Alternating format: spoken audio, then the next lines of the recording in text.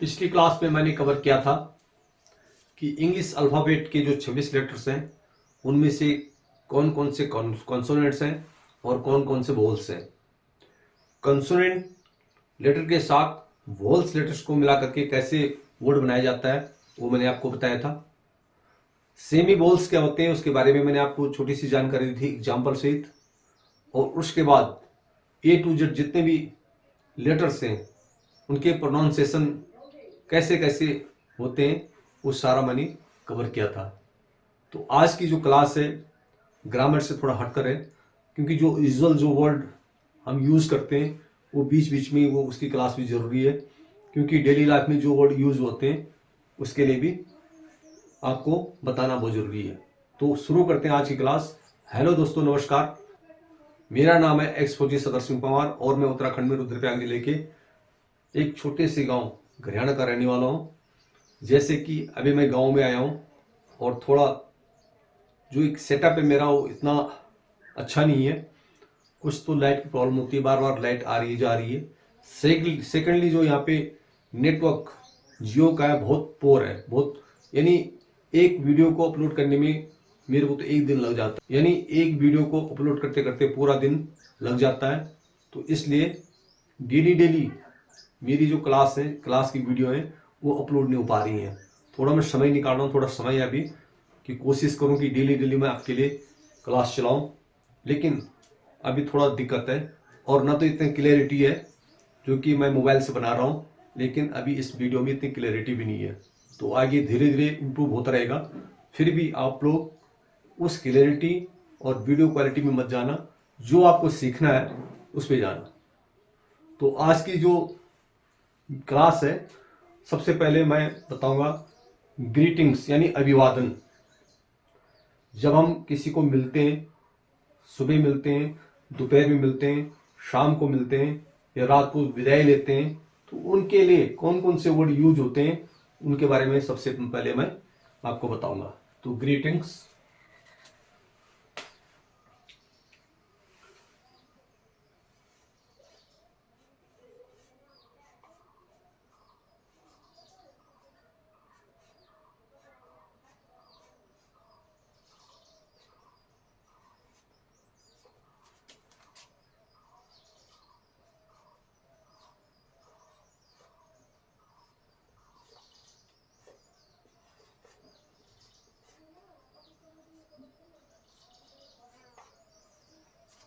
Greetings यानी अभिवादन, यानी किसी का अभिवादन करना, हिंदी में जिसका मतलब है। तो सबसे पहले बताऊंगा जो सुबह यानी 4 बजे से लेकर के और दिन के 12 बजे तक किन वर्ड से अभिवादन करते हैं वो है गुड मॉर्निंग, नंबर 1।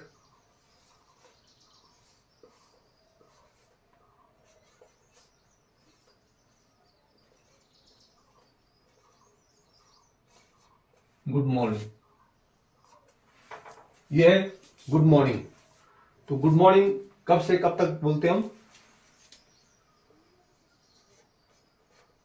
4/5 यानी 5, 4 या 5 बजे AM टू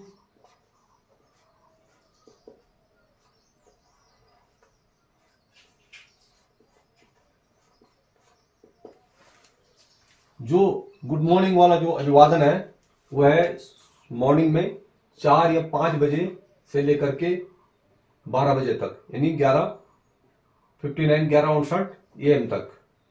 तो जो गुड मॉर्निंग का अभिवादन जब भी करते हैं तो ये पीरियड इस बीच में गुड मॉर्निंग होता है। तो जैसे गुड मॉर्निंग करने का जो तरीका है,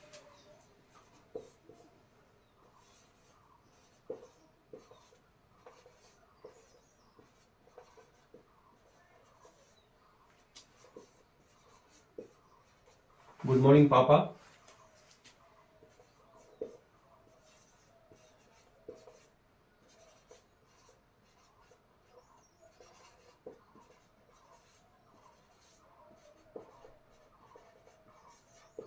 गुड मॉर्निंग मम्मी, सोन, आगे जो भी रिलेशन है गुड मॉर्निंग लगा लगा करके रिलेशन उसमें काउंट करते हैं, लगा देते हैं, तो वो 4 या 5 बजे से लेकर के 12 बजे तक का जो ग्रीटिंग्स है, जो अभिवादन है, वो है गुड मॉर्निंग। उसी प्रकार से दिन के 12 बजे से लेकर के और कब तक जो दोपहर का अभिवादन है वो कब तक होता है वो मैं आपको बताऊंगा, और उसके लिए क्या कहेंगे, गुड आफ्टरनून।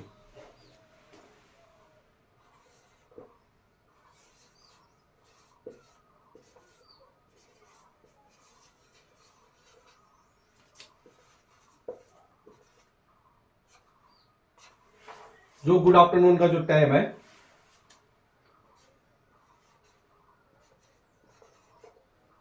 PM टू शाम को 5/6 PM,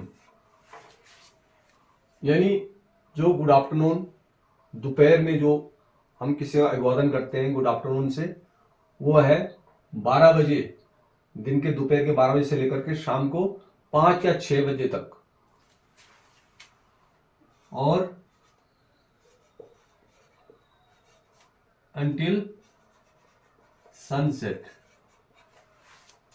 या जब तक सूर्य ना छुप जाता हो। जैसे ही सूर्य छुप जाएगा उसके लिए दूसरा ग्रीटिंग्स है। अभी जब तक धूप लगी हुई है शाम को 5 या 6 बजे तक, तो हम गुड आफ्टरनून कहेंगे। या 5 बजे, कभी कभी सर्दी में 5 बजे सनसेट हो जाता है, तो 5 बजे तक ग्रीटिंग्स होगा गुड आफ्टरनून। और जैसे गर्मियों में 6-7 बजे तक भी सनसेट होता है, तो तब तक गुड आफ्टरनून कहेंगे। इसलिए, और अंटिल सनसेट, यानी जब तक सूर्य ना छुपता हो, तो गुड आफ्टरनून कहेंगे। और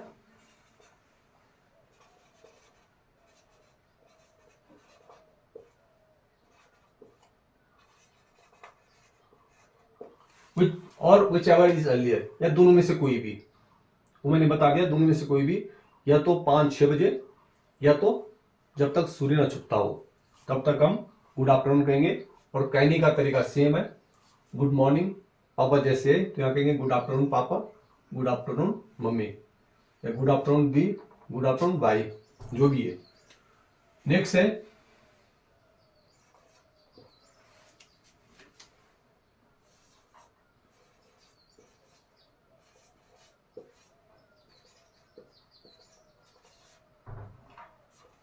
गुड इवनिंग।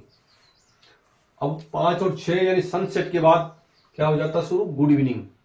तो शाम का जो ग्रीटिंग से जो अभिवादन है वो है गुड इवनिंग, और इसका टाइम सेम ये वाला 5/6 PM टू मॉर्निंग में 4 AM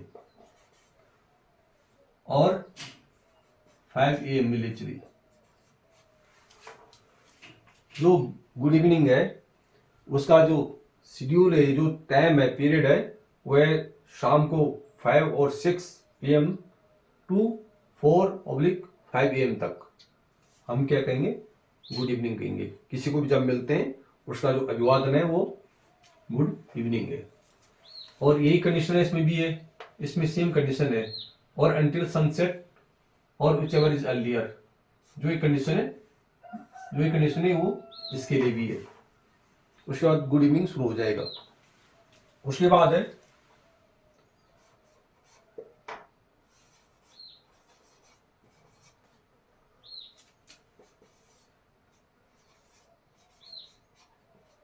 गुड नाइट। अब गुड नाइट का टाइम कब है, गुड इवनिंग के बाद, यानी जब गुड इवनिंग हम कहते हैं जिस पीरियड में, उस पीरियड इन बिटवीन अगर हम किसी से विदाई ले रहे हैं या किसी से विदा हो रहे हैं, तो क्या कहेंगे, गुड नाइट। और ये गुड नाइट कब तक कहेंगे, 4 to 5 AM तक। तो क्लियर होना चाहिए हो। जैसे गुड इवनिंग 5/6 PM से 4/5 AM तक है। इन बिटवीन अगर हम किसी, यानी इसी बीच में हम किसी से विदा ले रहे हैं, तो क्या कहेंगे, गुड नाइट। और गुड नाइट हमेशा जब किसी से विदाई लेते हैं, जिस शाम को किसी मीटिंग से या किसी दोस्त से हम मिल करके जा रहे हैं, रात को किसी यहाँ बैठने के लिए गए, फिर अपने घर को जा रहे हैं, तो उस समय हम क्या कहेंगे? गुड नाइट कहेंगे। तो ये है ग्रीटिंग्स। इसके अलावा जैसे जो गुड नाइट के अलावा जो पूरे दिन में अगर हम किसी से विदा ले रहे हैं तो उसके लिए भी कोई वर्ड है, जैसे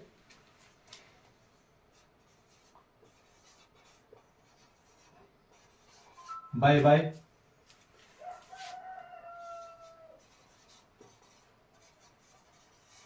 गुड बाय। यानी पूरे दिन में या रात को भी अगर हम किसी से विदा ले रहे हैं, चाहे वो हम उम्र का हो, समकक्ष हो, तो उसे हम बाय बाय भी कहते हैं। जैसे कहते हैं बाय बाय या गुड बाय।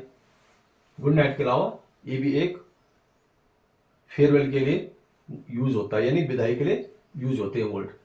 अगर good morning, good afternoon, good evening ना कहते हुए भी एक ग्रीटिंग्स और अभिवादन और है, जैसे है, यूं लिख देता हूं मैं, हाय, हेलो। ये दो वर्ड है। जैसे हम अपने किसी दोस्त को मिलते हैं तो उसको हाय, या किसी अपने समकक्ष इक्विवेलेंट कोई है अपने उसका, तो उसको हेलो, इससे भी हम अभिवादन करते हैं। या तो हाय के आगे कुछ नाम भी कह सकते हैं, हेलो के आगे नेम भी आ सकता है, कोई भी नेम हो। जैसे हाय शुभम या हाय शांति या हेलो शुभम, ये भी एक पूरे दिन में किसी भी समय एक ग्रीटिंग्स है, एक अभिवादन है। तो ये थे किसी का कैसे हम अभिवादन करते हैं, कैसे हम किसी का वेलकम करते हैं, किन वर्डों से, कब कब, किसका क्या पीरियड है, ये सारा आपको मैंने समझा दिया है। नेक्स्ट बताऊंगा मैं आपको रिलेशंस, यानी संबंधी। अपने रिश्ते में जो होते हैं, हमारे रिश्तेदार होते हैं, या रिश्ते में जो जो संबंध होता है, उनको हम क्या क्या कहते हैं। तो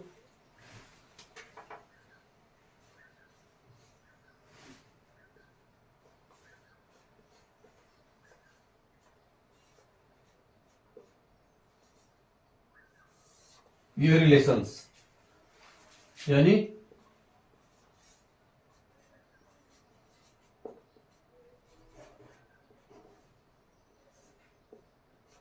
संबंधी, जो हमारे रिश्तेदार हैं, इन्हें रिश्ते में कुछ भी लगते हैं, उनको हम क्या क्या कहते हैं। तो जो हमारे सबसे पहले आते हैं परदादा। परदादा से ले चलते हैं, क्योंकि परदादा के जो पापा रहेंगे वहां दूर हो गया, सिर्फ परदादा से शुरू करते हैं। तो कहेंगे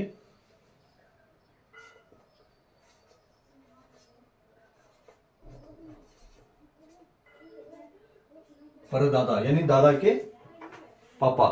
परदादा को कहते हैं फोर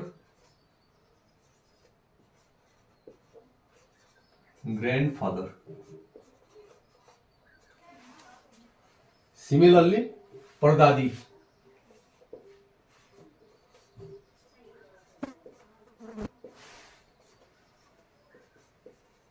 फोर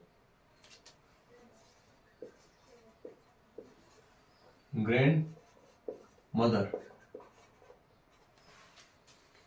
सिंपली अब दादी के लिए या दादा के लिए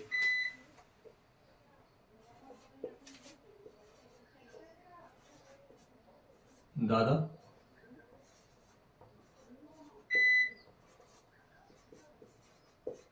ग्रैंडफादर,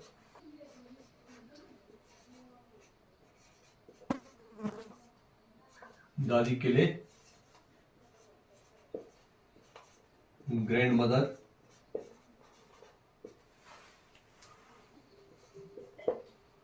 पिताजी के लिए, पिता के लिए फादर,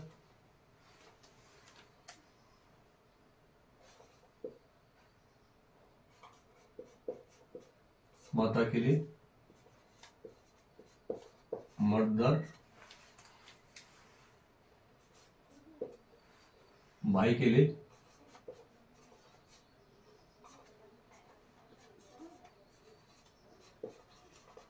ब्रदर, और बहन के लिए सिस्टर। उसके बाद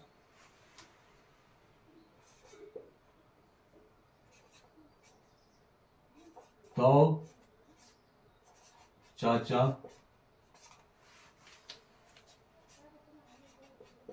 मोशा,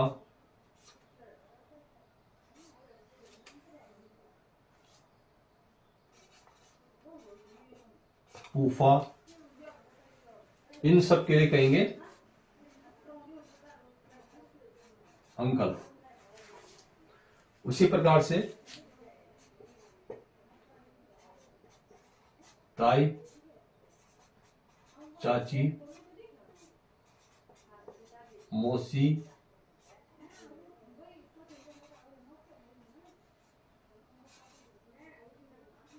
फूफू यानी बुआ, हिंदी में बुआ कहते हैं, इनके लिए कहेंगे आंट। आंट या आम भाषा में आंटी ही बोला जाता है। अब आएगा मैटरनल जो रिलेशन है। मैटरनल यानी मातृ रिलेशन, जहां से मम्मी आती है। तो सबसे पहले नाना, नाना के लिए maternal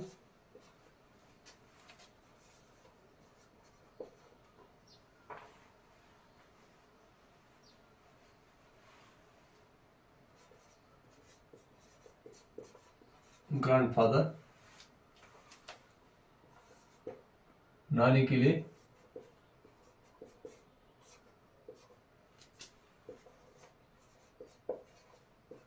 maternal grandmother,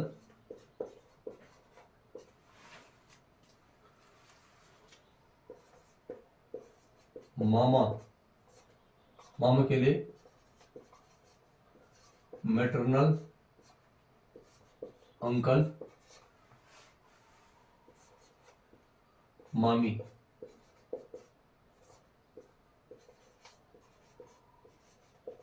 maternal aunt या आंटी। ये थे जो मैटरनल यानी मातृ माँ की तरफ के जो रिश्ते हैं उनको। लेकिन इसको हम जो किसको कॉल करते हैं, ग्रैंडफादर ही बोलेंगे, ग्रैंड मदर ही बोलेंगे, अंकल ही बोलेंगे, आंटी बोलेंगे। ये मैटरनल एक उसको इंडिकेट करता है कि ये जो है मम्मी के मायके वाले या मम्मी के रिश्ते के हैं। उसके बाद जैसे पोता,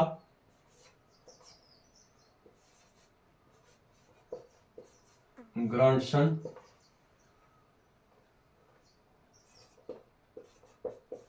पोती,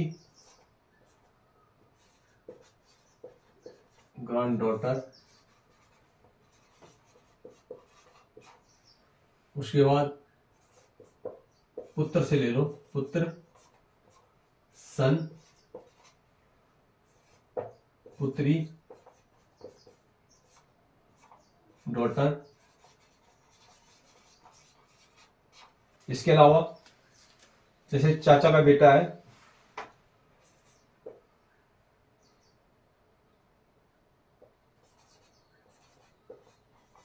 चचेरा, भाई और एक बहन। चचेरे भाई के लिए क्या कहेंगे, कजन, ब्रदर। और चचेरी बहन के लिए कहेंगे सिस्टर, यानी कजन सिस्टर। ये लगा देंगे इसमें भी। ये चचेरी बहन। एक है इसमें भतीजा,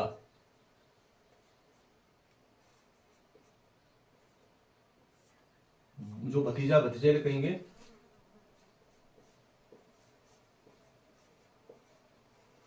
नेफ्यू, और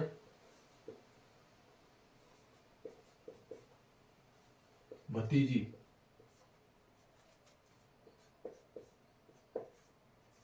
नीस, इन्हें भतीजा नेफ्यू और भतीजी नीस, ये दो रिलेशंस छोड़ गए थे। अब मैं आपको बताऊंगा कुछ शिष्टाचार के शब्द, यानी शिष्टाचार मैनर के वर्ड्स, मैनर्स वर्ड जो होते हैं वो क्या क्या होते हैं।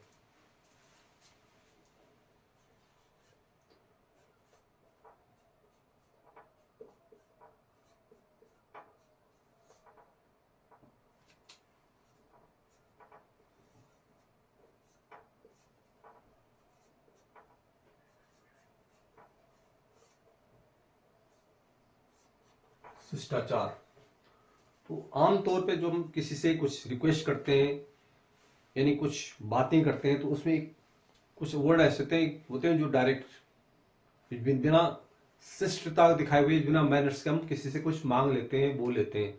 लेकिन जब हम एक शिष्टाचार की बात करते हैं यानी शिष्टाचार का यूज करते हैं, तो कैसे मान लो हम किसी से किसी का नाम पूछते हैं, तो वो एक होता है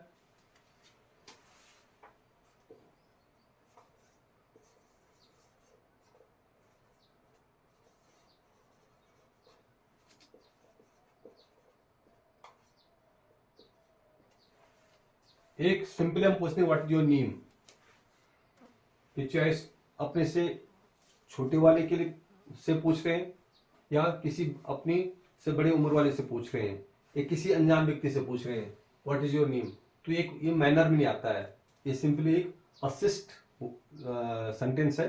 इसका जो शिष्ट सेंटेंस है कैसा है,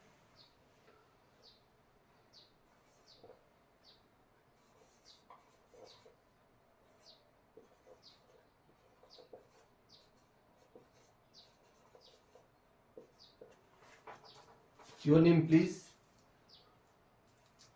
जब हम शिष्टाचार की बात करते हैं और किसी से किसी का नाम पूछते हैं तो ये बिल्कुल शुद्ध सेंटेंस है, योर नेम प्लीज, कि आपका नाम, कृपया अपना नाम बताइए। तो मान लो उसने जवाब दिया माय नेम इज रवि, एक तो ऐसे दिया और एक दिया उसने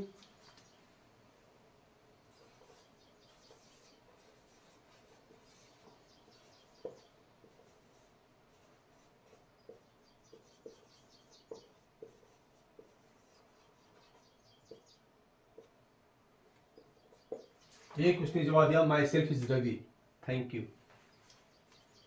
वहां उन्होंने प्लीज का यूज किया, तो यहां इन्होंने जवाब में myself is Ravi thank you, यानी मैं रवि हूं, मेरा नाम रवि है, धन्यवाद।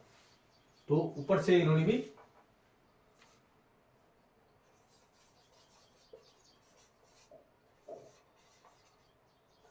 जब इनको जवाब मिला तो इन्होंने थैंक यू बोल दिया, इन्होंने भी उत्तर में इनके उसमें थैंक यू बोल दिया। तो इन्होंने फिर बोला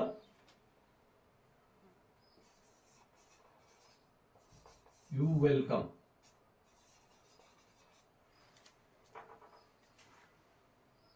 इन्होंने बोला यू वेलकम। तो ये सारा कन्वर्सेशन यानी शिष्टाचार का एक मैं आपको बता रहा हूं। दूसरा जो मैनर है यानी शिष्टाचार है, प्लीज की जगह पे एक वर्ड आता है kindly.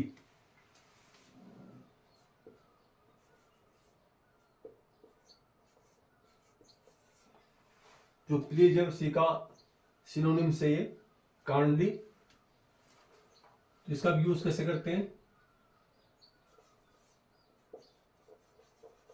Kindly give me your pen,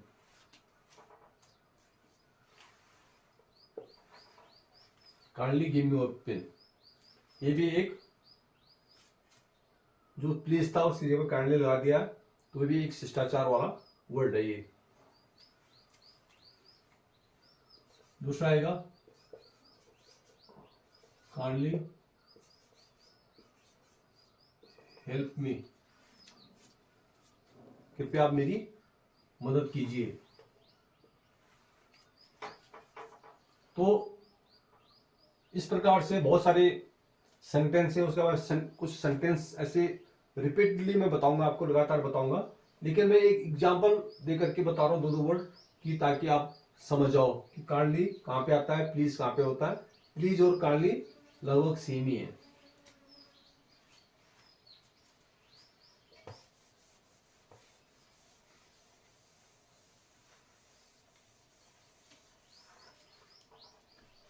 thank you वाला मैंने बता दिया आपको, एक बार फिर बता देता हूं।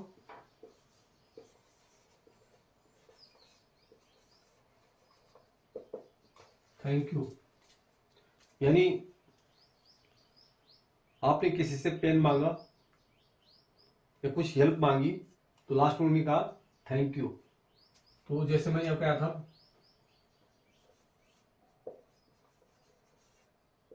काइंडली गिव योर पेन, यही भी हो सकता है।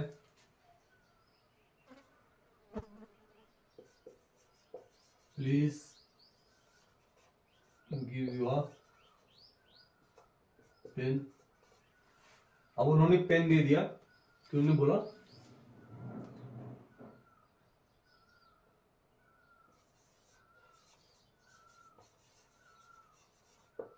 अब इन्होंने पेन मांगा है, काइंडली गिव योर पेन, तो उन्होंने बोला यस प्लीज। तो उन्होंने जैसे दे दिया तो कहेंगे यस प्लीज। तो इधर से उन्होंने कहा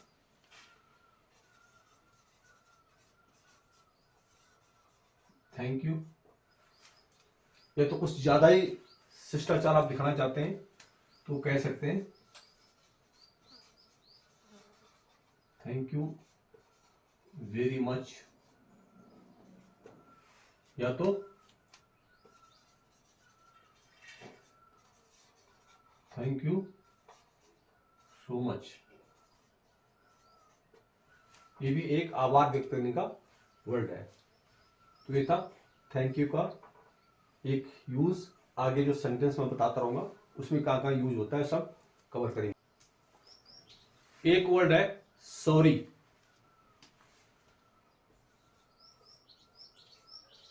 सॉरी ऑब्लिक पार्डन मी। मान लो आप बस में चढ़ रहे हैं और भीड़ है, तो बस में चढ़ते चढ़ते आपकी कोहनी किसी पे लग गई है, या हाथ से लग गया, या किसी भी जो सामान आप कैरी कर रहे हैं उससे लग गया है, तो आप क्या बोलेंगे सॉरी। आपने बोल दिया सॉरी, तो उस आदमी ने जवाब में दिया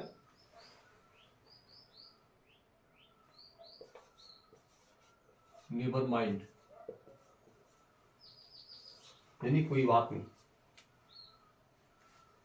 उसी प्रकार से बस में चढ़ते चढ़ते किसी पे धक्का लग गया, तो उन्होंने कहा पार्डन मी, यानी मुझे माफ कीजिए, तो वे फिर वो बोलेंगे नेवर माइंड। या एक और है इट्स ओके, ये भी बोल सकते हैं इट्स ओके। तो ये थोड़ा एडवांस इंग्लिश इसलिए बता रहा हूं कि थोड़ा थोड़ा आपको आते रहे, लेकिन ये जब सीरियली कर्मवार जब उसमें क्लास में चलता रहेगा तो धीरे धीरे आपको पता चलेगा। लेकिन आपको अभ्यास करना है, जो मैं पढ़ा रहा हूं उसको बार बार देखना, उसको लिखते रहना है। एक है एक्सक्यूज मी। एक्सक्यूज मी यानी माफ करना, यानी किसी का ध्यान आकर्षित करने के लिए आप कह रहे हैं एक्सक्यूज मी। यानी सब बैठे हुए आप मीटिंग में और सडनली आपका कोई मोबाइल पे कॉल आ गया, तो उसको सुनने के लिए आप उठ गए, थोड़ा दूर चले गए, तो पहले आप बोलेंगे एक्सक्यूज मी। तो इस वर्ड का यूज करेंगे एक्सक्यूज मी। उसमें जो यानी या तो पर्सनल मीटिंग हो या काफी लोग बैठे हो, तो उसमें जो सीनियर होगा वो बोलेगा इट्स ओके। इट्स ओके, यानी आप जा सकते हैं, बात कर सकते हैं। तो ये किसी का ध्यान आकर्षित करने के लिए या किसी से कुछ रिक्वेस्ट करने के लिए, यानी आप भीड़ में जा रहे हैं, अनजान जगह पे, वो आपको कोई पता पूछना है, तो सबसे पहले आप उसका ध्यान अपने ओर आकर्षित करने के लिए, अपनी ओर आकर्षित करने के लिए आप बोलेंगे एक्सक्यूज मी। तो ये वर्ड है एक्सक्यूज मी। एक है अलाउ मी, यानी किसी से आप परमिशन ले रहे हैं, यानी आपने कुछ काम करना है या आप कुछ काम करना चाहते हैं, उसके लिए जो परमिशन लेते हैं उसके लिए आप कहते हैं